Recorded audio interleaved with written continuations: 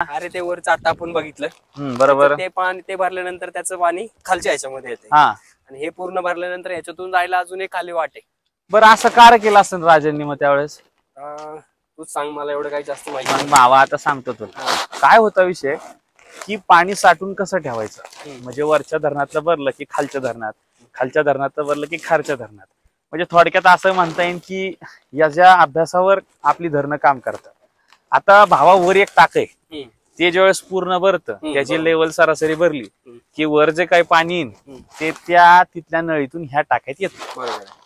आणि या टाक्यामध्ये पाणी आल्यानंतर हे टाकं पूर्ण बनतं. बरोबर. आणि मग त्या कोपऱ्यात बघ तिथं जागा आहे गड्या, तिथून खाली तिथून ते थेट कुठं जातं, साताऱ्यात जातं. बरोबर. पण आता असं काय हा प्रश्न आला असेल ना. बरोबर आहे भावा. अरे आपला किल्ला आपल्या खंबीर लढाऊ मावळ्यांनी 3-3 वर्ष झुंजत ठेवला.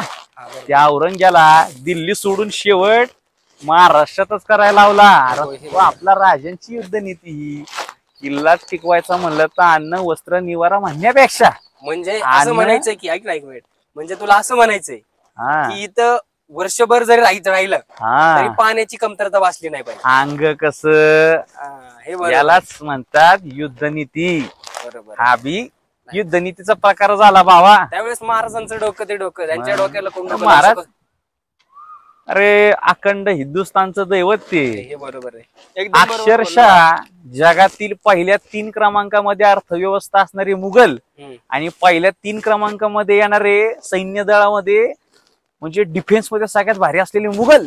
अरे त्यांना आपल्या छत्रपतीने जोडलं. आजकालची पोरं काय फाशी देते तरी. अरे आले किती तुफान किती जिद्द ना मी सोडली. अरे गाणं जसं म्हणत्यात तसं वापरा गाड्या. खरे हे बाबा खरे. मग आपण लढवू महाराजांचे मावळे.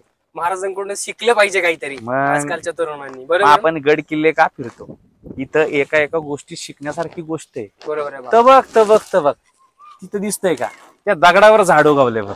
उगवलेल्या का भावा खरेच. म्हणजे उगायचं असं प्रेक्षकांना पण दाखवलं पाहिजे ना. नाही प्रेक्षकांना नंतर दाखवूया, पण उगायचं म्हणलं तर कसंही उगू शकतो. म्हणजे तुम्हाला करायचं म्हणलं तर अनेक मार्ग सापडतील, नाही करायचं म्हणलं तर अनेक कारण सापडतील. You want only one reason बरोबर to make the this thing. तर तुम्हाला एकच कारण पाहिजे ती वस्तू करण्यासाठी. नसन करायची तर 1000 कारण आहेत. मग जायचं का गाड्या, कळला नाही इतिहास. यस भावा. भेटू नंतर मग.